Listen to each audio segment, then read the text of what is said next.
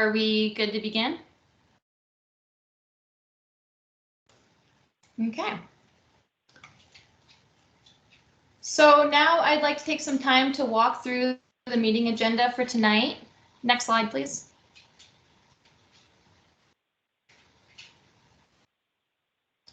I want to go over a few housekeeping items on how this webinar will work. For today's webinar, we are using Microsoft Teams. Some of you are probably familiar with Microsoft Teams, but we just want to cover how the meeting will work. The meeting is being recorded and will be available afterwards on the NRCS website. First, both NRCS and FCA, or Farmers Conservation Alliance, will provide introductions and a background on the Watershed and Flood Prevention Operations Program, also known as PL 566. Next, we will provide more information on the program, including what is included in the planning process and what makes a good project to be funded under this program. Last, we will offer a question and answer session. We will try to get through as many questions as we can with the time available, or until about 3:30 Mountain Daylight Time. We request that during the presentation, attendees keep their microphones muted until the comment and answer session at the end, which we will then provide instructions on how to ask questions. For any folks joining on the phone, you won't be able to see the presentation slides, but however, you may be able to ask a question tonight. And the slides and a recording of the presentation will be available soon afterwards on the NRCS website. Now, I'd like to turn it over to the NRCS State Conservationist, Tom Watson. Good afternoon, everybody. My name is Tom Watson. I am the State Conservationist here for NRCS in Montana. I just want to give a little bit of a high-level overview of watershed operations and 566, and that's really what this webinar is intended to do. So just kind of as a background, a few years ago, we started down a pathway of trying to address aging irrigation infrastructure across the state. And this process really started several years before the Infrastructure and Jobs Bill that has recently passed and the president signed earlier this January. And so we have developed a relationship with the Farmers Conservation Alliance, who is working on our behalf on a number of projects across the state. But I think more importantly, we have a fairly extensive list of interested entities, irrigation companies, conservation districts, similar organizations that have strong. Was there a question? So, as I said, we had a number of entities across the state that have similar interest in addressing aging irrigation infrastructure. And so the NRCS offers their watershed operations program to deliver another program that is the 566 small watershed program. Next slide. So as I said, the watershed operations is really about planning, and it is about developing watershed plans in order then to request the implementation funding once a project has been authorized by the chief of the NRCS. So there are a host of projects that we look to facilitate assistance with, anywhere from small watershed dam rehabilitation, but probably the most popular and most interesting part of watershed operations is, again, trying to address this aging irrigation infrastructure that we have here in Montana and even in the Western United States. So without further ado, I am going to pass the mic over to Julie Davis O'Shea, who is the Executive Director for the Farmers Conservation Alliance. So you're up, Julie. Thank you, Tom. And thank you, Tom, Kyle and Robert for making this happen today. We work with a lot of irrigation communities throughout the West, and there's so much excitement and interest in PL 566, but figuring out how to access it and how to start getting into this program is a big process, and it's confusing. And there's a lot of people trying to learn about it. So I think it's really wonderful to have this conversation today and make some time for it, so we could start helping educate more people about PL 566, about the opportunities and how it works, and just create the space so that if you don't hear what you need today, you can give us a call later and ask more questions. You can reach out to any of us as we're all learning about the process and learning about how it applies here in the state of Montana. So a background on FCA. FCA is started in Oregon, in Hood River, Oregon, because of an irrigation district that invented a fish screen technology. And we formed our organization, which is a nonprofit entity, and started putting fish screens in all over the West. I actually think to date, we probably still have more fish screens in Montana than anywhere else. We just found it was a great state to work in with great partners, and learned a lot in every project we worked on. But when we were working on our irrigation modernization projects of fish screens, what we often saw is as people were planning and going through the process to do screening, or whatever else was in their infrastructure system, it was gates. Maybe they were trying to line or pipe a canal. Maybe they were thinking about SCADA. Oftentimes people would raise some funds to get engineers to design a plan, or they would work with a project partner to think through what it is they need. And then the irrigation community themselves would have to figure out how do they take this declared need, fix their system. It's 10 million, 50 million, $100 million, many more if you're in Milk River and some of the districts. How do you go from there where you know what you need to actually being able to get the funds, navigating state and federal process to securing those dollars and implementing them? We kept seeing this over and over again and trying to think about how we help these irrigation communities working on head gates, fish screens, pipes. And so we began a program now 8 years ago, the Irrigation Modernization Program, which went in and worked with different irrigation communities to support them on filling in the gaps of their need to be able to modernize. So maybe an irrigation community had great leadership. Maybe they have great GIS. Maybe they have an engineer, but they're missing some of those other pieces. A lot of times people have great grant writers, but some of the assets the grant writer themselves is writing about, they don't have those pieces. So could we create some wraparound services to help people in their journey to plan for modernization?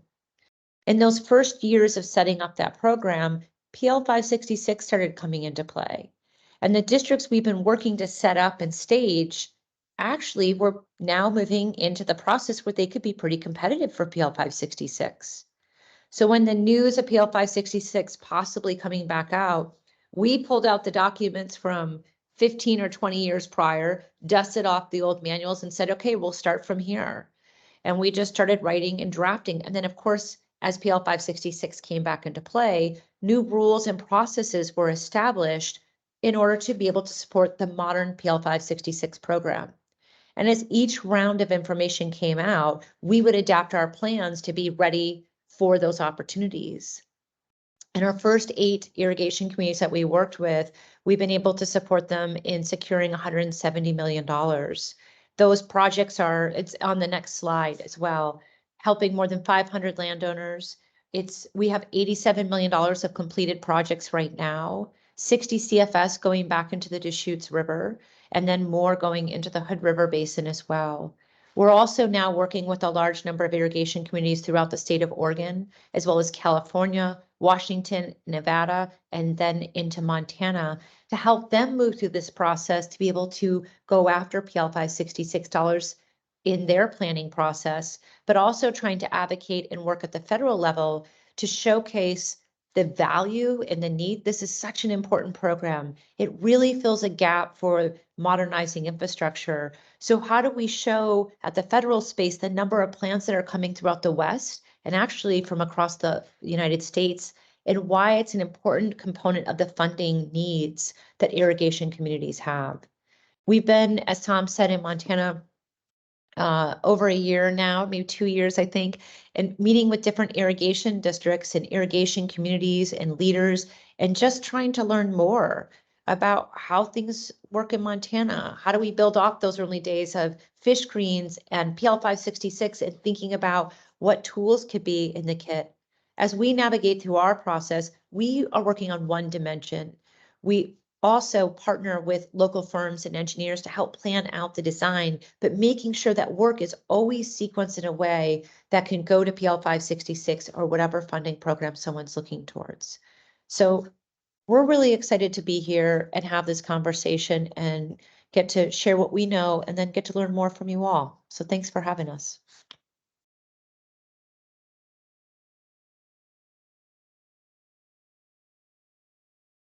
Awesome. Thanks, Julie. So I'm going to be up speaking with folks next. My name's Raya Bushdell, and I work at Farmers Conservation Alliance along with Julie and Amanda, and also working with Nrcs Montana as well. At FCA, I am the Watershed Planning Program Manager. And so over the last 5 years, I've been working with PL 566, working outside of Oregon, but a lot of the work we've been doing has been in Oregon with irrigation districts. And Tom and Julie have already mentioned that PL 566 is a really great opportunity to provide both technical assistance and construction assistance, both the irrigation communities and a whole variety of organizations. That being said, although this program's been around for a really long time, it's been funded, non-funded, and refunded.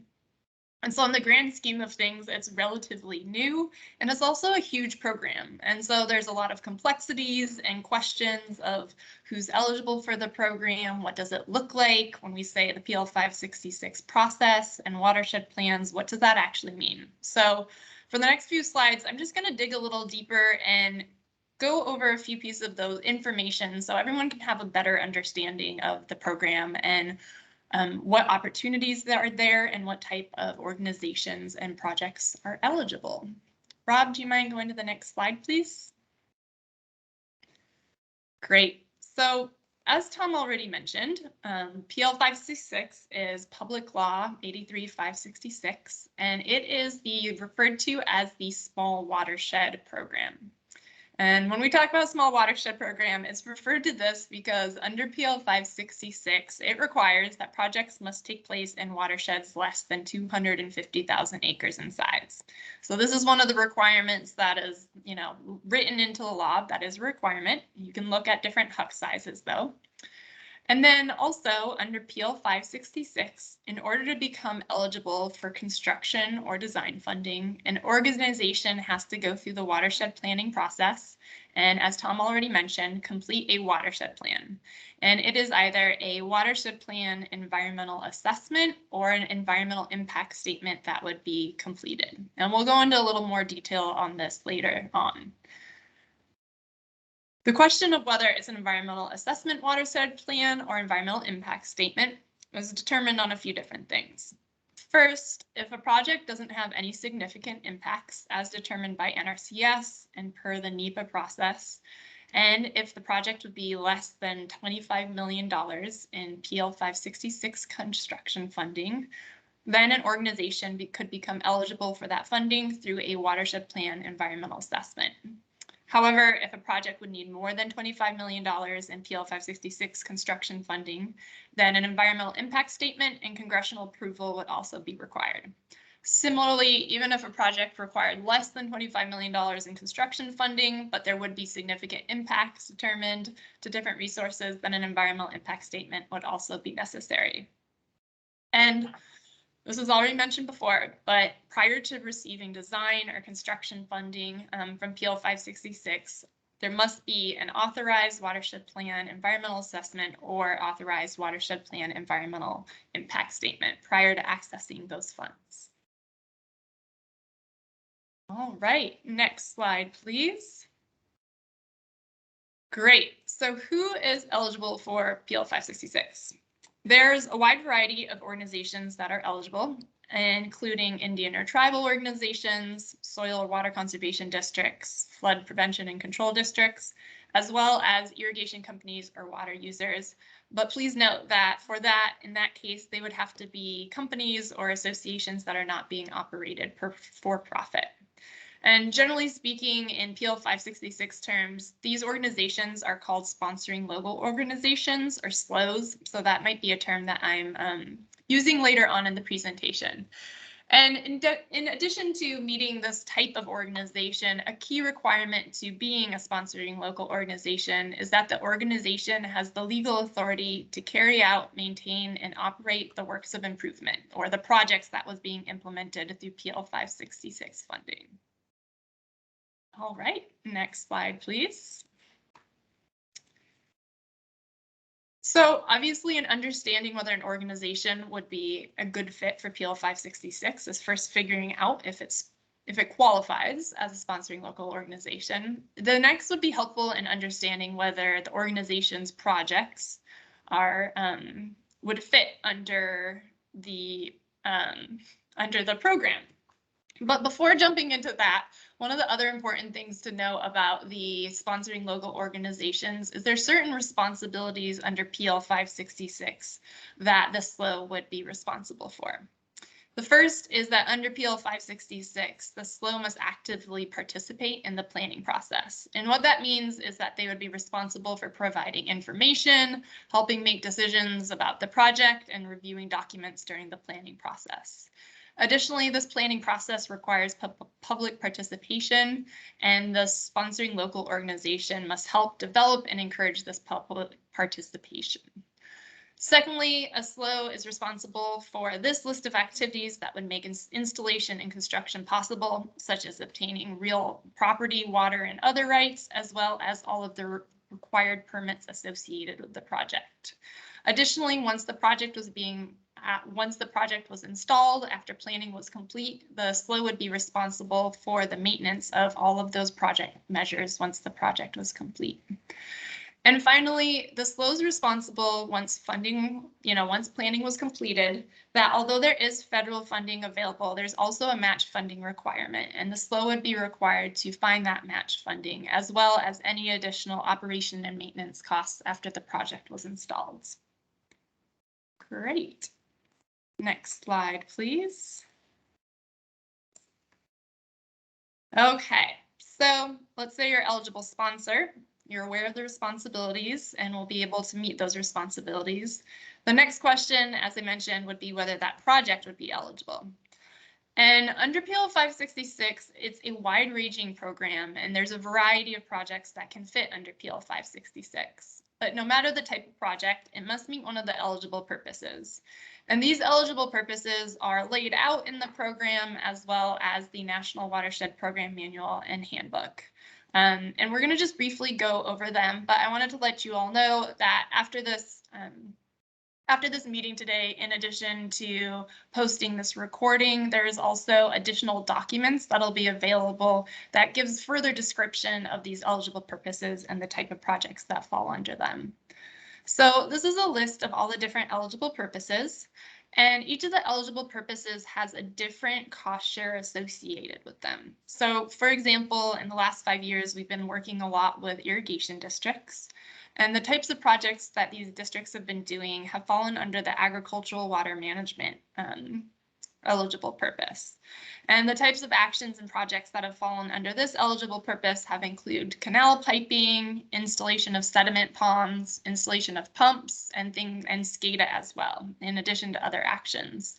And because these types of projects are falling under that agricultural water management purpose, there's a 75% federal construction funding to 25% match. So 75% costs of construction are covered under PL 566 versus 25% would be required to be covered by match. And there's a whole slew of other projects that fall under all these eligible purposes. And if you have further questions, I totally encourage you to look on the website and find that document that has additional details related to these eligible purposes. Great. All right, next slide, please, Rob. All right, so I've mentioned this PL 566 process, and one of the steps that we encourage organizations and districts to do before even formally beginning the PL 566 is to take a few considerations and ask themselves a few questions to make sure you're ready to pursue the process and that you fully understand it.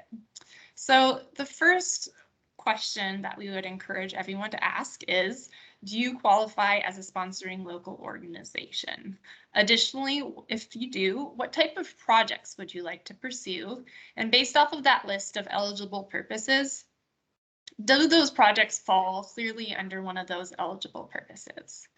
The next is when thinking about what type of projects you're doing. For example, let's say, obviously I'm working with irrigation districts. If you're thinking about wanting to fix something like water loss in your canals, is there a clear project? Is it piping or would it be canal lining? Thinking about what type of actions would solve that issue, and then are there different alternatives that could also solve the issue? The next question to ask is, what are the different projects benefits? If you're going to do something like canal piping, what type of environmental benefits are there, or other benefits the agricultural community that this project would provide? Next question we encourage folks to ask themselves are there any barriers that might inhibit the construction of this project? So if you wanted to do something like piping, if you're going to do it outside of your own easement, do you need to go across some land that you don't have the ownership of that land? And if so, who needs to be involved to make sure that you could move forward with that piping? Are they already involved, or is the landowner that might be saying a hard no? So fully understanding if there's any barriers associated with the project. And what we found is with districts that have begun to sort out these questions ahead of time, it's information that NRCS would be needing in the planning process. And so sorting it out ahead of time helps to make the process just more smooth and efficient. That being said, if you ask yourselves these questions and don't have the information, let's say that pre-development's not done, it doesn't mean that the project isn't a good fit for PL 566. It just means that additional work could be done to help find that information beforehand. And later in this presentation, Rob's going to touch a little bit on some of the resources that would be available to support in this. But let's say all that information is there. You can move into the PL 566 process. So let's jump into that. Next slide, please. Great. So on the slide in the bottom right corner, there's a bit of a very small timeline showing generally what the PL 566 process is. And first step in this process would be to submit a request for assistance letter to NRCS. And at this time, we would also be encouraging you to meet with your district conservation as well. And what the request for assistance letter is it's a letter to NRCS explaining the information about your organization, identifying your eligible organization, an overview of the proposed project, and an explanation of why you're interested and need for this funding. On top of that, after submitting the request for assistance letter, generally there would be a site visit with NRCS, where it's an opportunity for NRCS to learn more about your organization and projects, as well as the organization to learn more about the PL 566 program. After that site visit and some additional information that NRCS would gather, they would determine whether they think it would be a good fit to move into the next step, which is a preliminary investigative feasibility report. So NRCS would apply for funding for this preliminary investigative feasibility report, which is a mouthful, so it's referred to as the PIFR. They would apply for the funding, and if funding was received, the PIFR would be complete. And generally with a PIFR, an organization, an NRCS, or the NRCS would contract with a contractor to do the actual drafting of the document. And the document, this PIFR, is a short document that is looking to confirm the eligibility for PL 566 in terms of the organization's eligibility as well as the project's eligibility, and discuss if there's any barriers to the project. And so in it, you identify the project as well as begin discussing resources as well. And this is just one of the steps along the way that there's a lot of opportunity for organizations and NRCS to be working with local engineering firms on these different documents. And although it would potentially be a contractor doing the drafting, the sponsoring local organization is, as mentioned in the responsibilities, very responsible for providing all of the information at this point. PIFRs are much shorter compared to the watershed plan. And generally, we've seen that the timing for a PIFR to be completed is anywhere from 90 days to 6 months. We've seen 6 months in the case of irrigation districts that might be in the middle of an irrigation season or harvest. And also, it just depends on the amount of pre-development that's done ahead of time in terms of the amount of information that needs to be completed. All right, next slide. Okay, so you make it through the weirdly named PIFR, and that means that you get to, if it's a good eligible project, it means that NRCS would apply for planning funding. And so there's a few spots along the way that are different pots of money in which NRCS needs to apply for. And so this planning process and this planning funding is what Tom referred to, where you end up with either a watershed plan environmental assessment or watershed plan environmental impact statement. So this planning process is a multi-year process, and this multi-year process meets both the requirements of the National Environmental Policy Act as well as NRCS program requirements. And I want to flag for a moment why PL 566 has been really attractive to a number of organizations.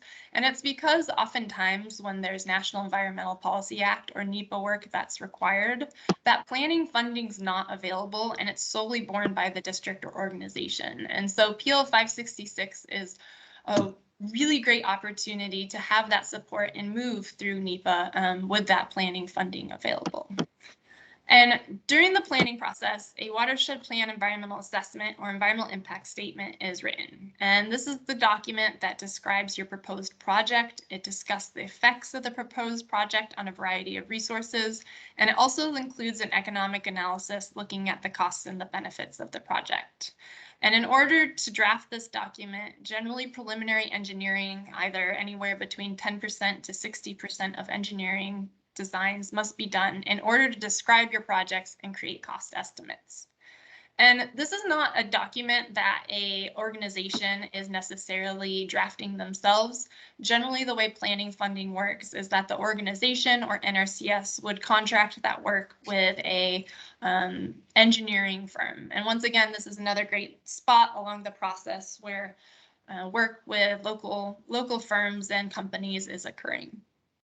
And then during this watershed planning process, as you're drafting the document, there's multiple review periods that involve the different branches of NRCS, the organization itself, and the public. And in order to become eligible for construction funding at the end of the planning process, a finding of no significance or record of decision must be issued, and then the plan must be authorized. Great, next slide. Okay, once an organization, you've gone through the planning process, you've checked all those boxes, and you have a record of decision and the document's been authorized. At that point, an organization would be eligible to either apply for construction funds or design funds. And these are two separate pots of funding. If an organization needed funding to complete their engineering designs to reach that 100% design level, they could apply for that funding at that time. And these costs for design are 100% funded through PL 566, and that does not require match, and it also does not count towards your construction funding. And all engineering, no matter if it's funded through NRCS or funded by an organization, all of that engineering, because it would be for a PL 566 project, needs to meet NRCS specifications. It needs to receive NRCS review and approval, and the design must include project and annual operations costs, as well as operation and maintenance quality assurance program. All right, and once engineering is completed, you would be able to move into construction. And construction, as we mentioned, can be up to $25 million or more. And that does not need to be applied for all at once. Then you can just phase it. And so what we've seen is organizations phase that construction based on the amount of match funding that they have available at the time, as well as what they can actually construct during a single construction season. And prior to receiving that construction funding, all permits and engineering must be complete and approved by NRCS. And again, in order to move into construction, that match must be secured. Next slide. So I know that that was a lot of information, a lot of different details.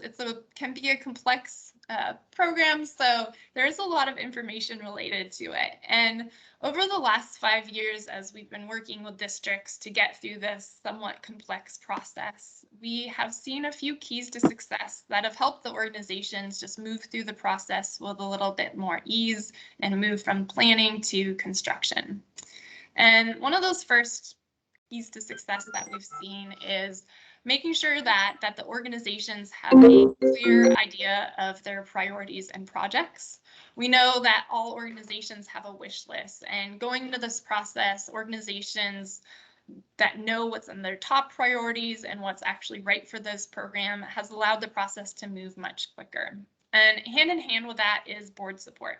Having a board in agreement on what those projects are being proposed for funding are and having them involved throughout that process as key decision makers is key.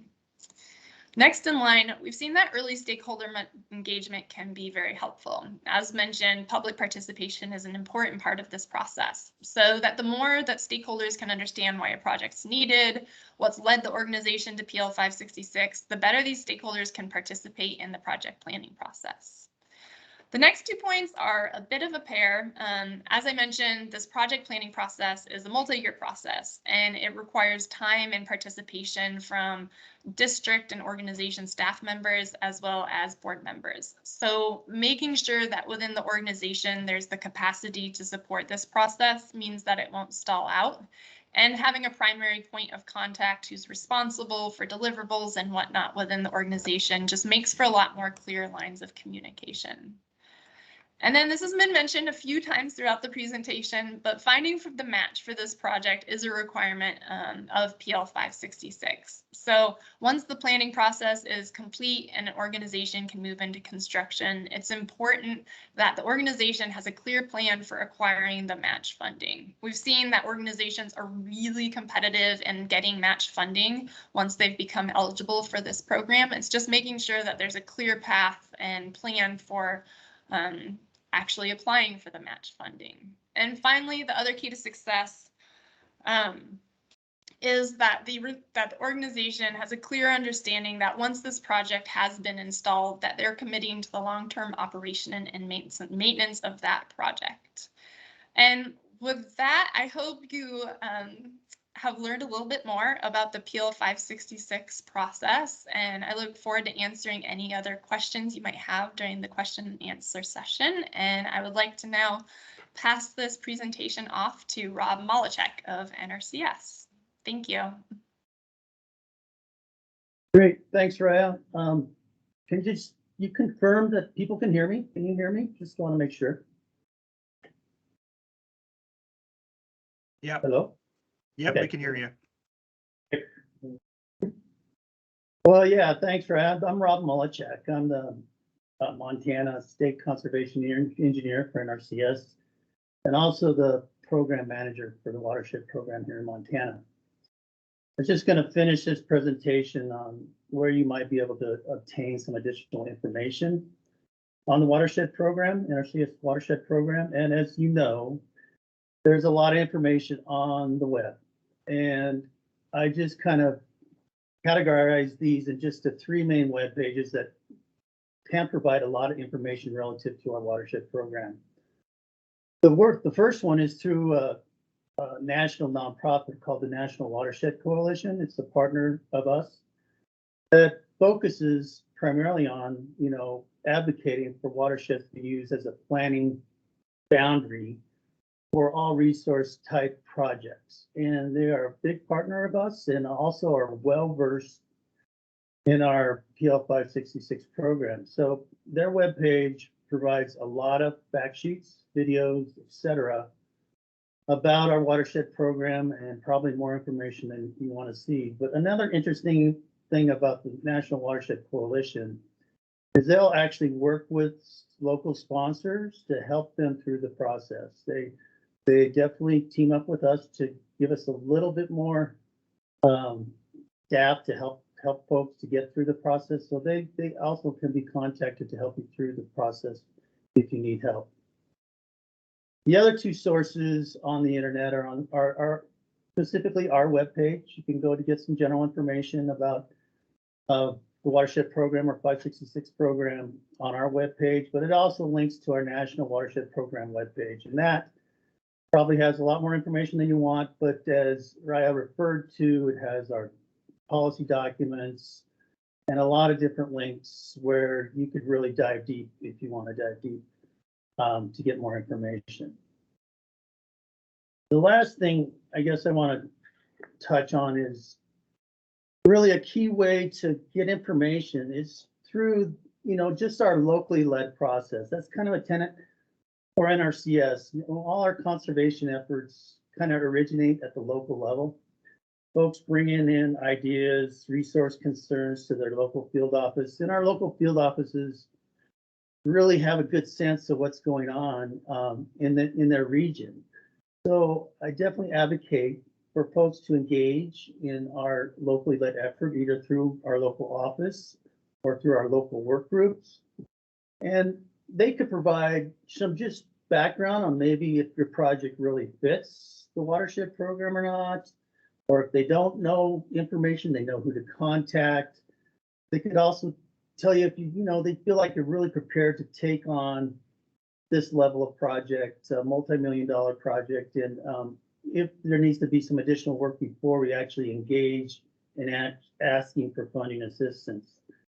Another thing that they can provide is, they talk to folks throughout the region, and they might even be able to bring some partners to the table, other people that are interested in a research concern that you bring to the office, and also be able to bring those to the table so that we could leverage some funds with other partners. So I really promote, and we always promote, to start locally and talk to our local folks. And if it looks like it fits the watershed program, then we can advance it into other folks that know more about the program.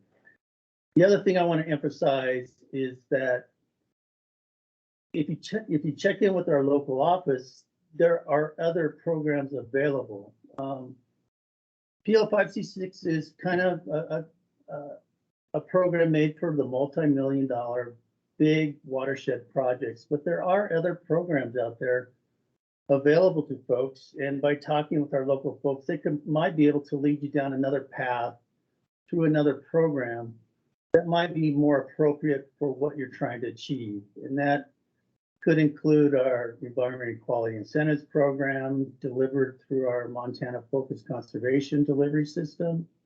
It could mean our Resource Conservation Partnership Program, or it could mean some other programs that we work with through our partners. A good one for irrigation infrastructure is U.S. Bureau of Reclamation's WaterSmart program, which is available to help with irrigation modernization, and also so you can obtain money from the Bureau, plus also we can complement that with some of the funding available to us. So again, just promoting of that local process and talking to your local office to gather more information if you need it, or you can tap the internet. I guess the last thing I want to leave with is, I think, kind of the take-home points of this presentation. I mean, there was a lot of information. Ryan did a great presentation and threw out a lot of information, but these two slides on the bottom here, I think, are the key takeaway points. The slide where she had keys to success, that was the last one that she presented. That not only applies to our watershed programs, but it pretty much applies to any big water resource program. So going through and thinking about those 7 items, I think is important, not only for us, for anybody that's pursuing funding for a larger water resource project. And the other takeaways that were on a slide of hers was what to consider. And this is specific to our PL 566, our watershed program. To understand, one, do you qualify as an SLO or a sponsoring local organization? That needs to be thought about to enter into getting funding from our watershed program. Do you have a clear idea on the projects you want to pursue? Do they fit an eligible purpose as required by the program? Have you thought about what alternatives are available to address the resource issue and the associated benefits, both project benefits and environmental benefits? Of course, are there any barriers? We don't want to get down the road through the planning process and realize, oh, darn it, we needed some land rights and we can't pursue design and construction. We want to make sure that if we're going to go through the planning process, you know, our ducks are in a row so that we can pursue design and actual construction money. And then also the last thing is like, who needs to be involved? Again, it's a public process, a public NEPA process where we look at multiple alternatives. So of course, we want to make sure that the SLO engages the public stakeholders with this process. So with those takeaway points, that's all I've got. I guess now we'll just open it up for questions. Yeah, thank you, Rob, Raya, Tom, and Julie for that presentation. I do just want to reiterate that when it comes to the match requirement piece, because I feel that match is a big concern for those looking to pursue this program, that you don't need all match to start the project, but you will need the match secured for each phase of construction. So it's not that you need to say you have a $25 million project you're pursuing through this program. You don't need the 25% match for that right off from the beginning, but that's something that you can work with through the construction phases that you build out during the planning. So now we will move into our question and answer session. Please feel free to type any questions you have about the process or projects into the chat box. You can raise your hand and we will pick on you as we go through. And then our panelists from FCA, including myself, and then from NRCS will do their best to answer your questions in the time we have available. And just a reminder, please keep your questions relevant to the PL 566 program.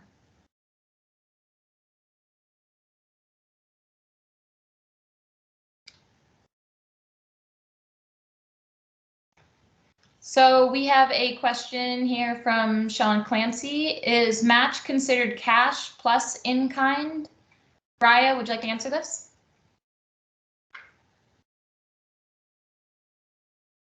Hi, yes, it's to the best of my understanding, the answer is yes. That would be something that when you completed your plan, you would be working with NRCS's contracting team.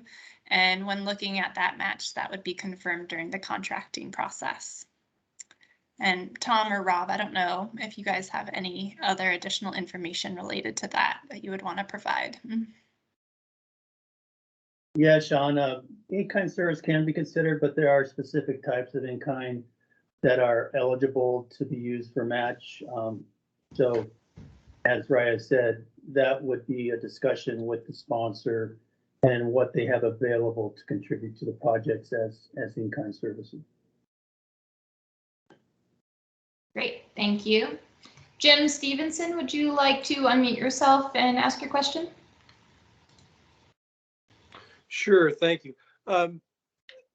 Looking back at the presentation, can a group enter the process at the PIFR stage, and then, which is then followed by the EA and EIS?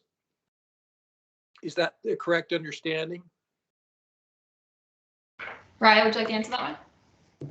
Yeah, that is 100% the correct understanding, Jim. And I would only let you know that prior to starting the PIFR, you would first need to submit that request for assistance letter to NRCS. That's sort of the formal flag raising of letting NRCS know that you are interested in the program. And you know, I think NRCS has great district conservationists and other local staff that would be great to meet with as you're submitting that request for assistance, just so that they're are familiar with you and your organization and the project that you're interested in pursuing.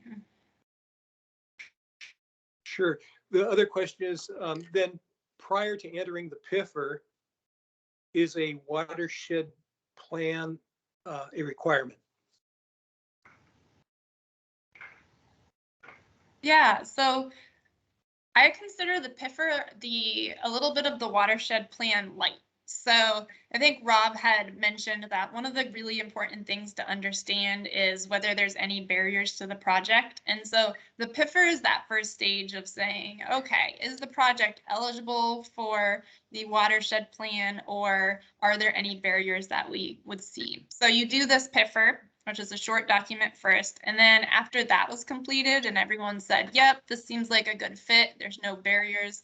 At that point, that's when you would move into doing this planning phase, which is more the multi-year phase. And I just want to add in there real quick, right, to Thank you.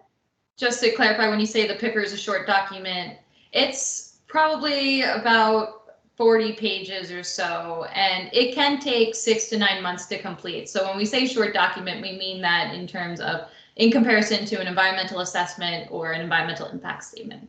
No, it's very true. It's very relative. So we have another question here from Stacy Welling. She asks, are there any sideboards or constraints for matching funds? Are federal funds acceptable for matching funds? Rob, would you like to answer this? Sure. Yes, you cannot match federal with federal. We would need some other type of matching funds other than federal dollars for the project. And just since I'm on, I'll just add something to Jim's questions. I'm sorry. You do not need a watershed plan to enter the PIFR. The PIFR is more of an internal decision document, and it's used as Ryan mentioned, to determine does this project look feasible and viable to go all the way to construction. And the point of it is to identify those earlier barriers such that we don't get down this, extensive planning process and realize, oh, shoot, we're not going to be able to actually construct this project. So I just wanted to add that also.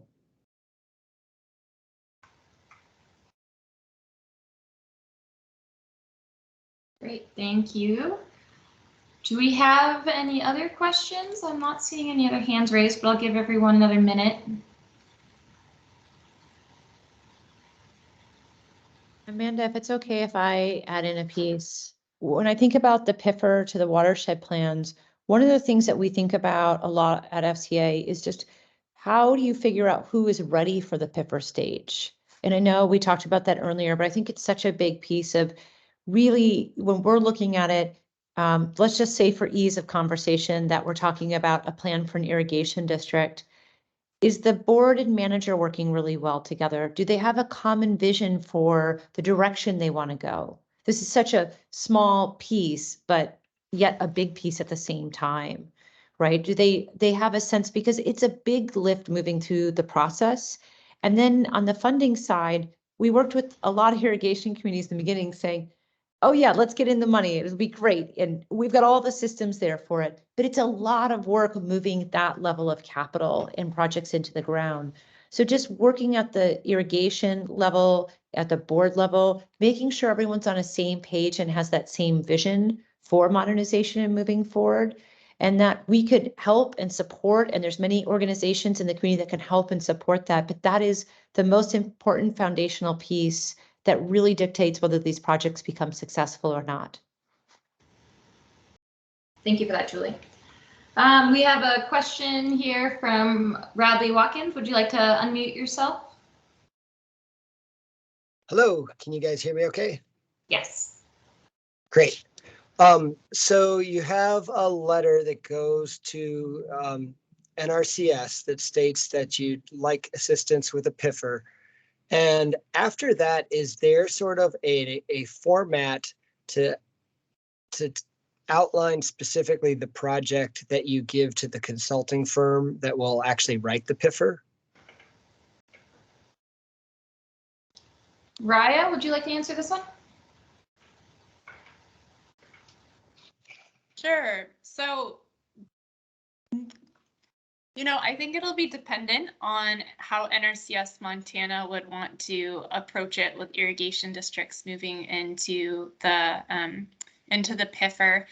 And in Oregon, there hasn't necessarily been a requirement of how like an irrigation district describes the project to the consultant. What there is, though, is NRCS has defined what the PIFR looks like. There's a very clear template of what parts of the PIFR need to be included, what sections need to be included, and the format that that information needs to be provided. So there's a very clear, this is what the end product looks like, but how the irrigation district or organization provides that information to input to the end product would be, I think, more of a conversation between NRCS and the organization and the consultant. And Rob and Tom, I don't know if you guys have any other specifics on if you guys have a particular other information for Radley in regards to that.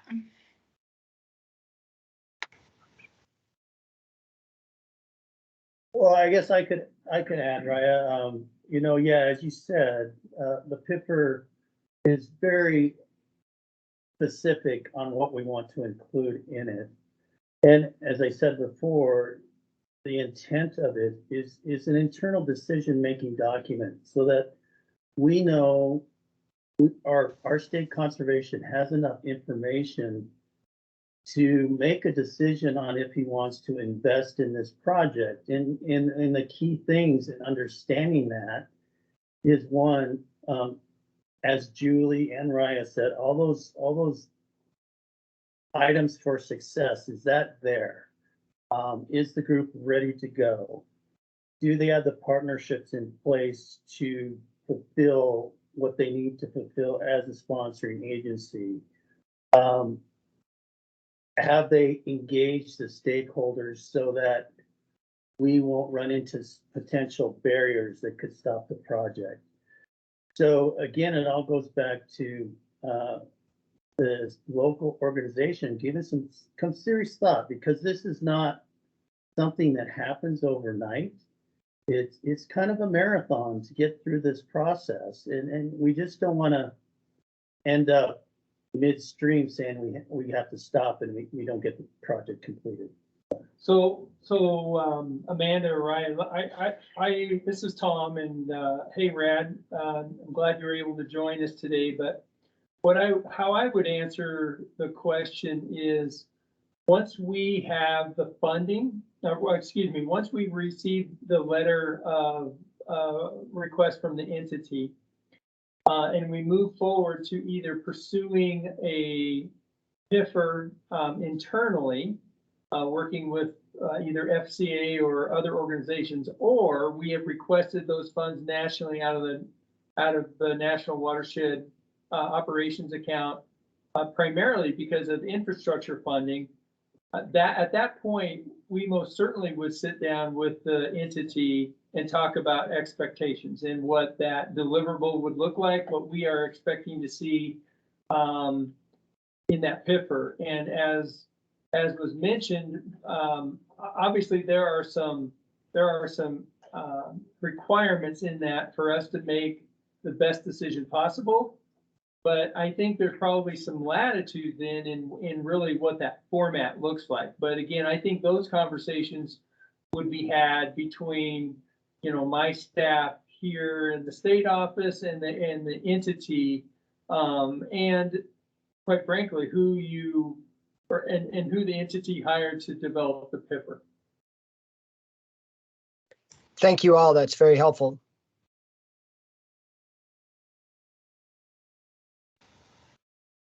Great. Do we have any other questions? We have another question from Sean Clancy. Another question about the matching portion. Is there a minimum percent or dollar of a match that has to be cash, or can the entire 25% be a combination of construction services, machines, labor, etc.? Rob, would you like to answer this one? Well, Sean, good question. I've never come across a SLO that tries to do the complete project with in-kind services. I guess I can't specifically answer your question. I'd have to dive a little deeper to see what might and might not be included.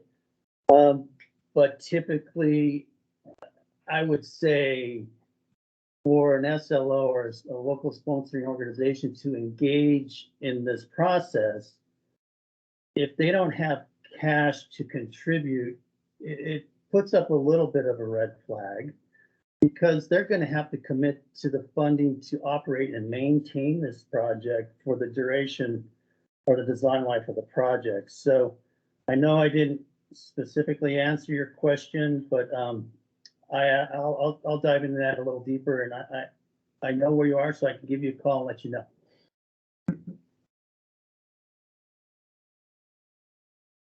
Thank you, Rob. Brian Balt, sorry if I mess up your last name with my pronunciation. Would you like to unmute yourself and ask your question? Yeah, it's vote, but that was close. On the follow-up to that question on match and having the SLO, contribute cash, and how that looks if it versus all in kind. Does it matter if it is partner match that, or is it critical that the SLO themselves have cash match that they bring to the table? Yeah, and this is Rob. I'll respond. No, yeah, we actually promote more partners to engage again, to be part of the process and actually contribute if it meets whatever goals they're trying to achieve. So the more partners we can engage in the project, usually the better the project is, versus again, having all the stakeholders involved and also not only coming just to the table to propose alternatives, but also coming to the table financially. I think the critical piece in the whole conversation, Brian, is to ensure that it's non-federal match.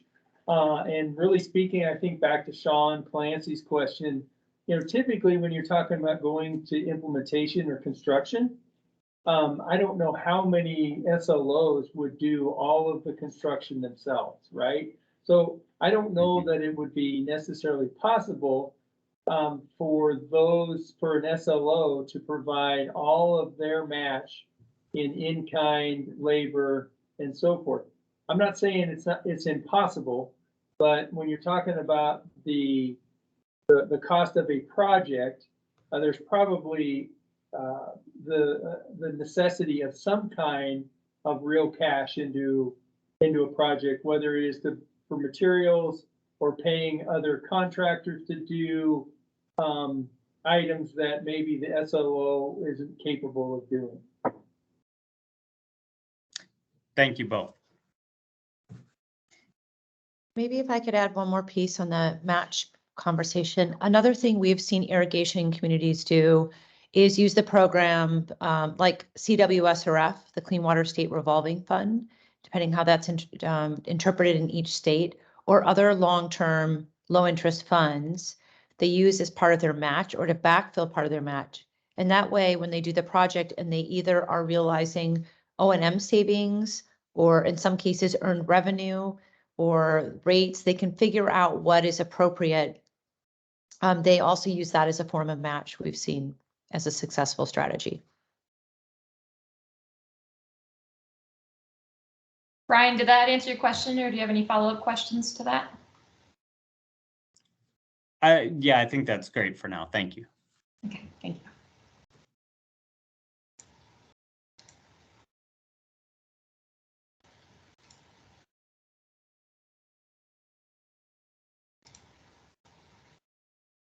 All right, I'll give another minute for any additional questions that might come up.